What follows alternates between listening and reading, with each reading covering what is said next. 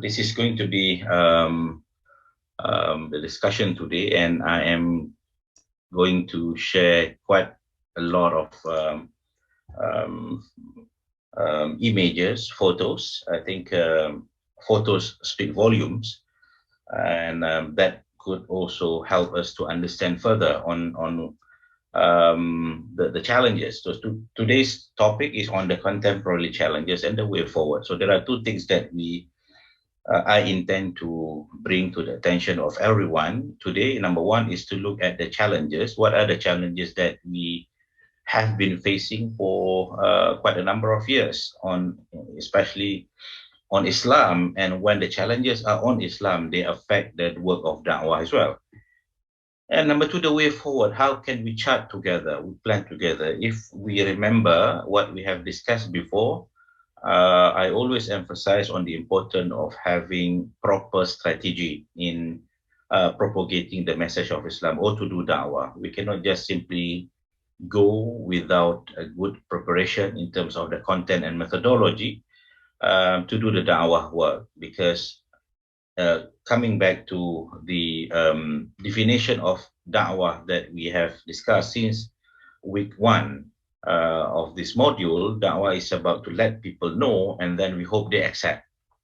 To get the mad'u, the, the recipient of da'wah, accepting what we are telling them about Islam, requires strategy, how to convince their mind and heart, how to make them understand. And with that understanding, they are accepting what we are telling them voluntarily. Right? In the case of the non-Muslim, they are expecting Islam, and if Allah wishes, they will say the Shahada. For the non-practicing Muslim, they will start practicing Muslim together with us, inshallah. Right? There are two known challenges, which are still a challenge, which are still challenges that we are facing as Muslim, as a religious community ourselves, Muslim community, wherever we are, whether we are living as a Muslim majority country in our country, in our locality, or we are living as a minority religious community, especially in Europe, in the Americas, in Australasia. I think these are and some part in African continents, right? Muslims are minority. So number one is Islamophobia. Number two, digital revolution, and both have connection between one and another. Let us start with the first challenge, which is on Islamophobia. A brief definition what Islamophobia is, which I think we know well what Islamophobia, phobia, fear of Islam, Islamophobia, right? Irrational fear of, aversion to, or discrimination against Islam or people who practice Islam. I think Islamophobia has been happening for many years, and I think the peak of Islamophobia started when the incident in America, uh, where um, the 9/11 incident, and the blame was directed to Muslims. And from then onwards, started um, something like media campaign to portray Islam or to associate Islam and the Muslim with all terror actions happening around the world. Um, One of the evidence of Islamophobia we can see just recently before Ramadan. I think we have heard news from our brothers and sisters in India, especially the southern part of India, in the state of Karnataka, the bearing of wearing hijab in classroom, in colleges, that creates a huge um, protests from our Muslim brothers and sisters in India. Um, why it is so? Why banning the hijab? And this is not only in India. If you look at previously in 2019, it also happened in Bosnia, a ban on wearing the Islamic headscarf and other religious symbol in courts and other legal institutions. Um, right. Then um, Then the projection of media on Muslim. We can see that after the 9/11 incident, as I said earlier, media, especially Western media, has started to highlight or portray the images of Islam, which always associated with terrorist action. This is one of them, and the growing number of the so-called terrorist group among Muslims. I think this is one image that we can easily found after 2005 until just recently. I think there is a blessing in disguise when we are, or the entire world is affected with COVID, because we have not seen many of such images in the past 2 years. And we hope that that will continue. We hope that the Western media will change its course direction. And that requires our action as well from the Muslims. What can we do to combat Islamophobia, or to correct the wrong understanding which were portrayed by the Western media? For our brothers and sisters in the African continent, especially in Nigeria, we have many of our participants from Nigeria. I think this image and many other similar images have been providing incorrect information about the Muslim as a whole. There could probably some small extremist groups among the Muslims, which are not an isolated case for Islam only. There are extremists, religious extremists in other religions as well.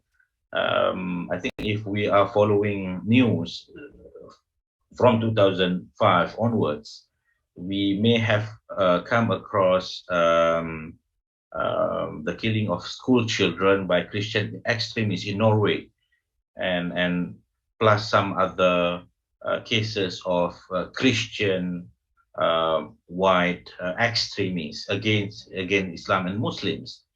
But that was not given the center stage of the mainstream media.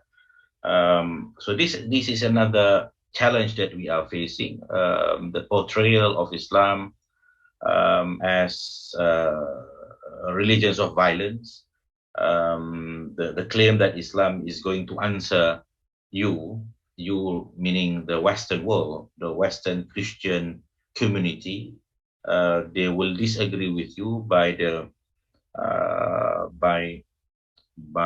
means of weapon, meaning they are portraying us as a violent religious community, which is not true. We may also have come across during the peak of Islamophobia.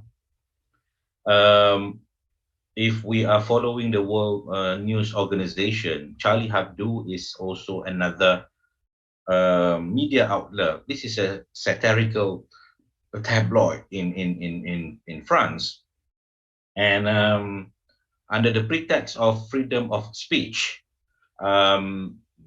they have done what they have done, which we can see on our screen.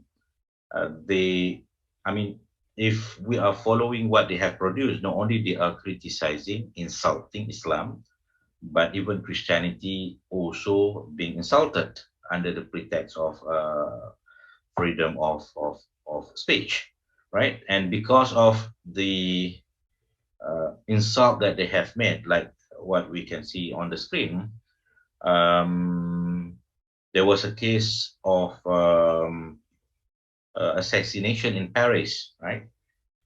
According to the media, Western media organization, that was a retaliation from, according to them, but the evidence presented to the world via their own media is disputable. That they claim that two Muslim, if I'm not mistaken, from the Algerian descent, committed the assassinating Charlie Hebdo staff and their office in central Paris, right? So this is another example of Islamophobia, which exists, I think, from especially 2005 onwards. And I agree when I mentioned for the first time on Islamophobia in the first or the second class. I think I had a response from one of the participants, which was saying that Islamophobia was not only caused by the external factors, by the non-Muslim, by the so-called those who don't like Islam and Muslim, but they are also um, perpetrated by the Muslim themselves.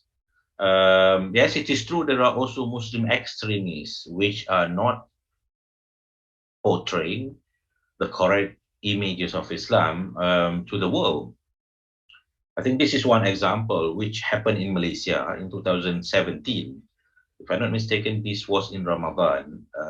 This was a case of Friday prayer and then blocking road, and then that create this kind of tense situation between the road users and also the Muslim congregation attending Friday prayer. Unfortunately, this image was put up on social media.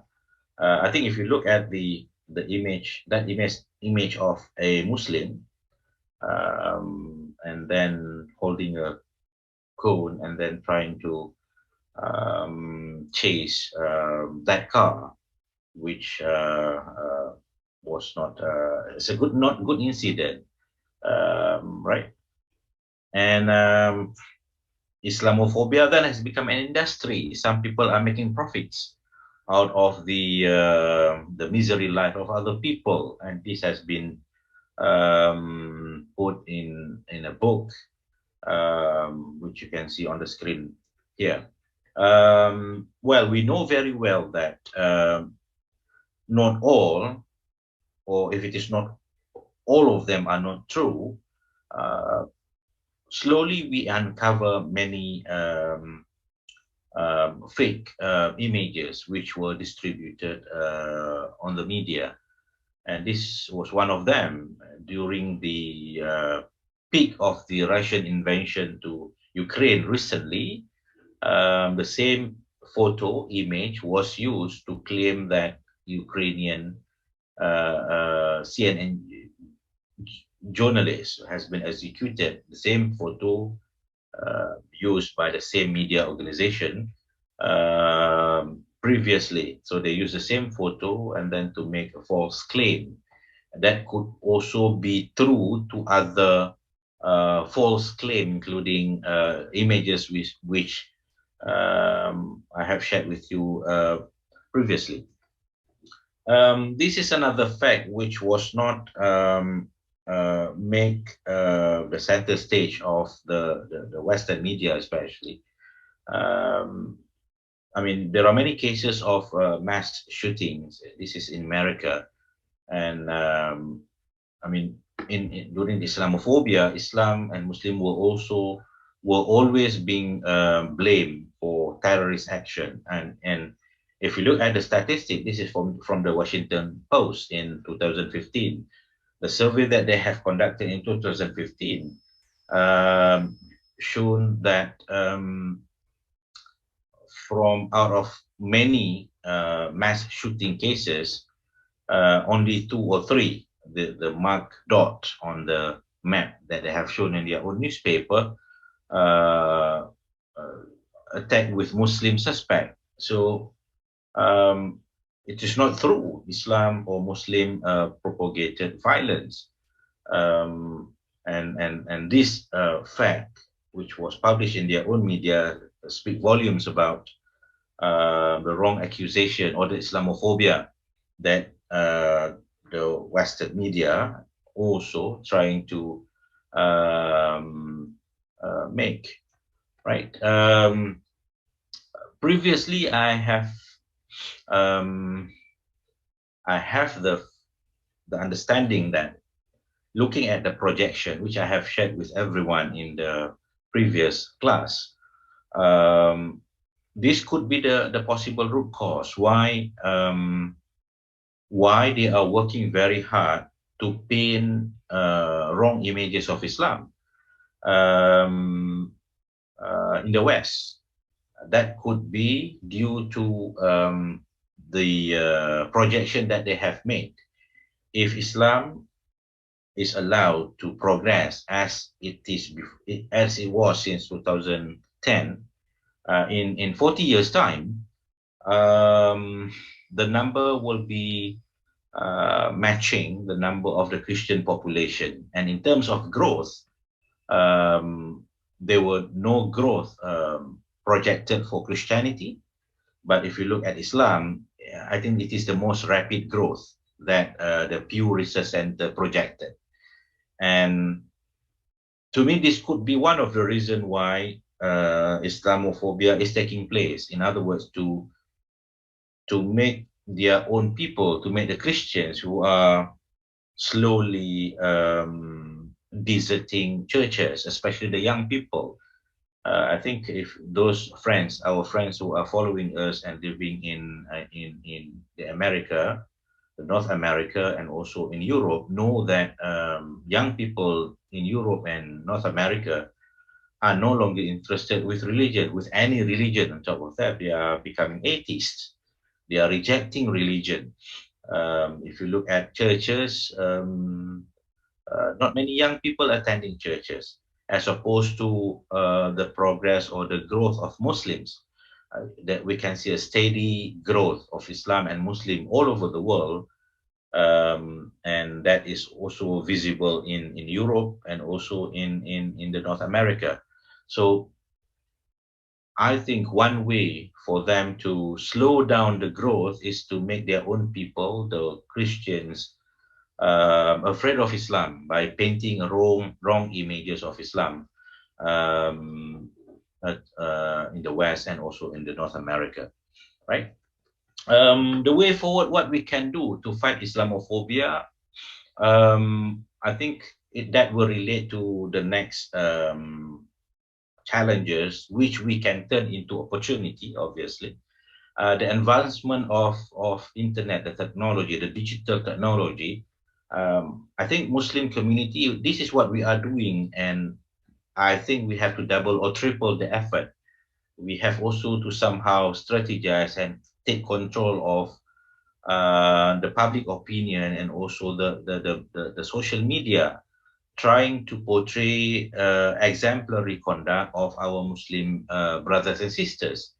I think this is the only way to solve the so-called fight against Islamophobia. We are not going to prove their wrong claim by saying that Islam is promoting terrorist act, but we are going to show them the beauty of Islam, the exemplary conduct of our brothers, Muslim brothers and sisters. And this is one of them. During the flooding time, mosques, and here we call it surahs, were used, open their doors as shelters to everyone, including non-Muslims. I think images speaks volumes than oral preaching, right? So I think we want to have more and more such images to flood the social media, and this is to me the only peaceful means that we can do at our disposal, because everyone now today is connected with the internet, with the social media. We can do our bit by become like a reporter, public reporter, right? To report the good images of our religion, Islam and the Muslims. This is another good exemplary conduct, I would say, which I took from one mainstream media in Malaysia. This happened in Malaysia. An exemplary conduct by a store manager, a Muslim, the picture there. Well, this is very much a humane conduct. Instead of handing the thief to the police, he handed to the police, but then the store did not press any charges against the thief, because the only reason for him to commit theft was because of poverty, right? And instead of taking action against the so-called petty thief cases, the store offered a job. I think this is important. Put aside Tesco, I think the conduct of that store manager, a Muslim, is an exemplary conduct. It has been reported in the media, and I think we can strategize and then flood the social media to show the beauty of Islam, the Muslim themselves. They are like other religious community. If other religions promoting peace and exemplary life, so do Islam, right? So if we are able to flood our media, social media with such images, slowly, inshallah, I think we can um, um, indirectly or subtly go against the wrong images of Islam portrayed by the Western media. This is another beautiful example of how Islam is always welcoming coexistence, living together with other people. This was a normal scene prior to COVID, right? The iftar in together, and this is a Muslim minority country. Muslim as the minority, so they are having iftar together, and this is in Hanover in Germany. Um, right. So these images exist, but it doesn't go to the mainstream. Maybe our Muslim brothers and sisters, especially those who are um, spending our time a lot more on the da'wah work or working full time with the da'wah organization can lead us to strategize this effort. Speak good word or remain silent. فليقل خيرا أو ليصمت. The more we talk, we're afraid that we are not going to say the good things about others. Respect is earned, honesty is appreciated, trust is gained, loyalty is written. I think this is what should also be a guiding principles to our da'wah work. We cannot ask them to respect us, but we have to do something to earn the respect, especially from those who are hating Islam, for those who are always propagating Islam, for propagating wrong images of Islam for no valid reason. The second challenge, which I think we are all fully aware, is on the digital revolution. Digital revolution, if we are not handling them properly as Muslim da'i, as the da'wah workers, it may not give benefit to our da'wah work. Um, well, from the first industrial revolution to the second, to the third, and now we are talking about the fourth IR, which is a continuation from the third industrial revolution, talking about from digitalization into artificial intelligence and all that. It's more sophisticated, and it will create a huge challenges to Islam and Muslim if we are not ourselves ready.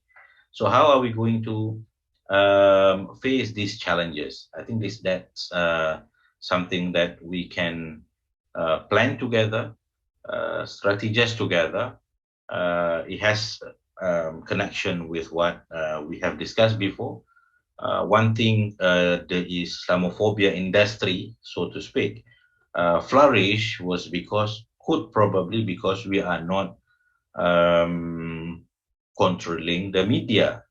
Last time we were talking about the mainstream media before the advancement of the social media, but now with the advancement of the social media, with the social media revolution, everyone can control the media, not necessarily by the rich media organization. If you look at the trend now, mainstream media organizations are starting to feel the heat of the social media revolution. People are no longer buying newspapers. Even the digital media organization, if they put charges, to subscribe to their news content, less attraction because people can get the news elsewhere and for free. So I think opportunity is now open to all of us, including Muslims, da'wah workers, on how we want to capture this opportunity with the digital revolution and for the benefit of the da'wah work, for the benefit of Islam and the Muslim. These are some challenges put forward by one scholar when he analyzed on the challenges posed by Industrial Revolution 4. Number one, equality. So this is going to be the question that we, meaning the Dawah workers, Islam, when we bring Islam to them, how are we going to address this issue? The Mad'u will start asking this question.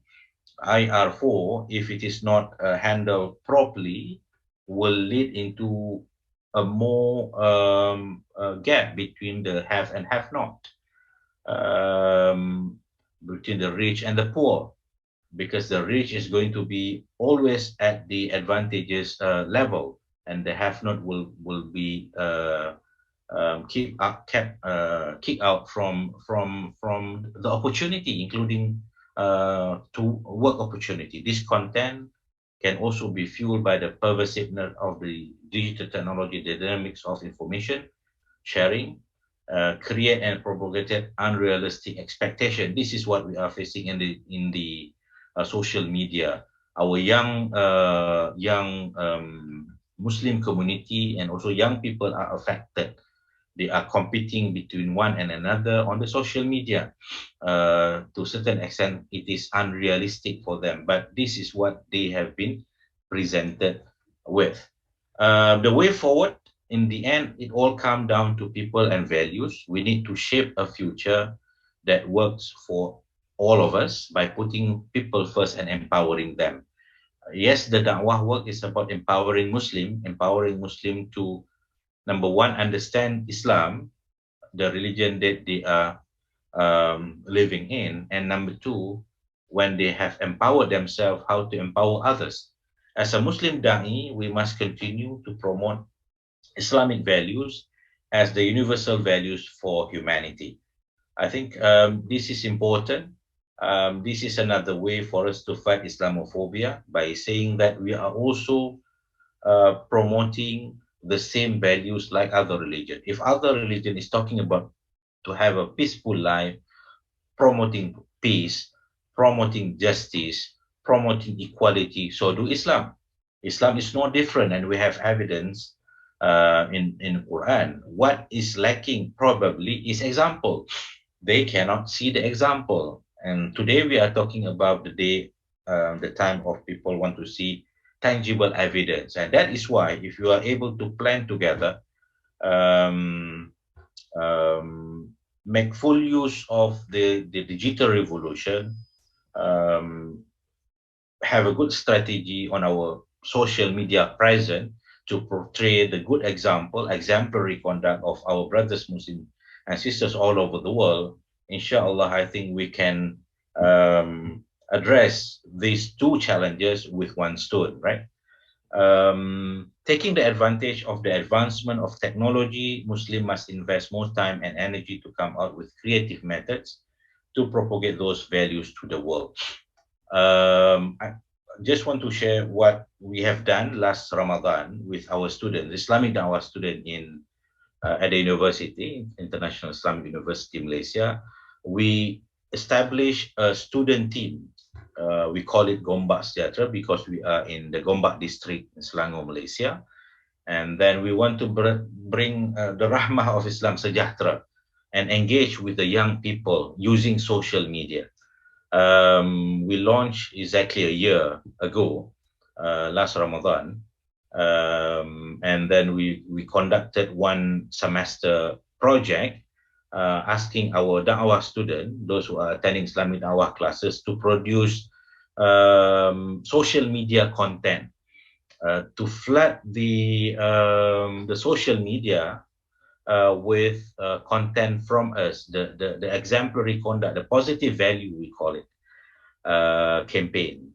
We also have the short video competition for our students, part of the class assessment, part of their da'wah project. As a da'wah student, I think this is a must for them.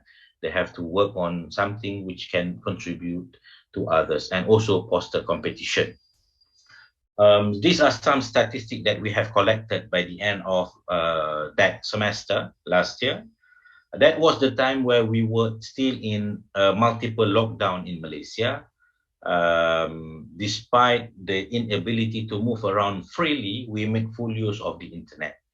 Right? We have 400 students for 2 classes, Islamic ethics as well getting involved, and 3, 5, 6 students Islamic Da'wah. We have all student club in our kuliah involved in producing videos in 3 languages, in Bahasa Malaysia, in English, and in Arabic, because we have also Islamic Da'wah and Islamic ethics offered in Arabic and English. So those who are attending in Arabic will produce content in Arabic. Those who are in English will produce in English. And our student body are producing in Malay, in Bahasa Malaysia. So 29 videos have been published, and 16 in Arabic, 13 poster, and we put it in the social media page of this, we call it GSET, Gombak Sejahtera Engagement Team. So we engage the people. You can scan the QR code and see the content that were produced by our student. You can scan it here as well. That will bring you to one sample that I think we can think about it, and if it is possible, we can use it in our own locality to bring the message of Islam in accordance to the development of the technology. What we can do, I think this is going to be the last part, inshallah, for my presentation this morning. What we need to do, again, is to gear all effort towards the betterment of the da'wah activities. I think we are all need to work together with the existing da'wah organization, and also other interested Muslim individuals who are always motivated to do the da'wah work, and at the same time to raise consciousness. I think the understanding of doing da'wah among the Muslim society is still not high. Not many know that they have to get involved in da'wah. Looking at the evidences from Quran and Hadith that we have discussed together previously, da'wah is a must for all mukallaf Muslim. And we have to promote the simplest form of da'wah. Remember, one of the characteristics of Islam is to make things easy. So we have to promote the easiest. What is the easiest form? And one of the easiest form is the one that I put in the last point, to become a role models. If we are unable to give speeches to others, if you are unable to get involved in da'wah organization, if you are unable to do any physical da'wah activity, the least that we can do is we have to tell our Muslim brothers and sisters to become practicing Muslim. We practice Islam because non-Muslim especially will observe us, and actions speak louder than words. When they look at us, if we are practicing Islam properly, then they will get the message. This is what Islam that they know. Islam talk about doing good. So if you are able to show the good, the best example of a practicing Muslim, then that will confirm that is the teaching of Islam. So I think, again, we would like to promote and encourage our brothers and sisters to get involved, contribute our bit in the da'wah work in whatever capacity we are, wherever we are, because da'wah is a universal work. It can be done by everyone, and it can be done everywhere. I think this is the aim of da'wah, which is to bring the rahmah of Islam, the mercy of Islam.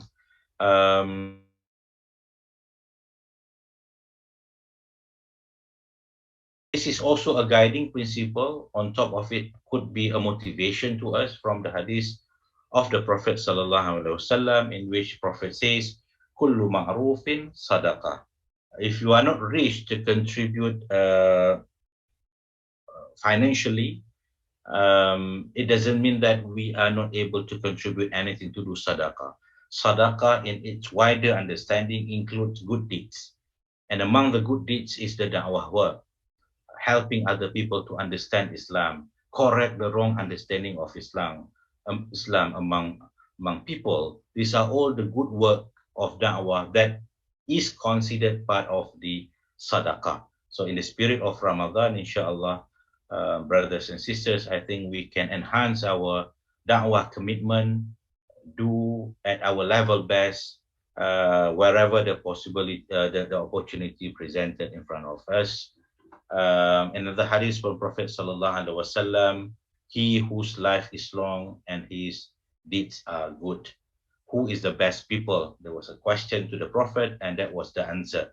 Alhamdulillah, if you are blessed with a long um, life by Allah, do not stop doing goods. And inshallah, with the intention, Illahi ta'ala, we will be able to accumulate our wealth, inshallah, in the hereafter. So I think I will end my lecture here.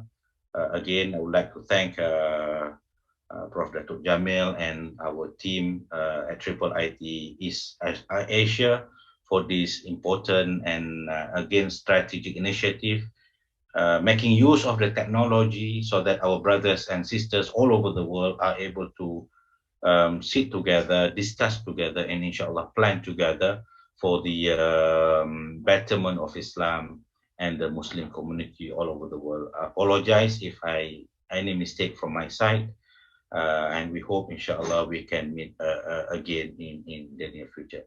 With that, Ramadan Mubarak once again to everyone. Kullu am wa antum bi khair. Assalamualaikum warahmatullahi wabarakatuh.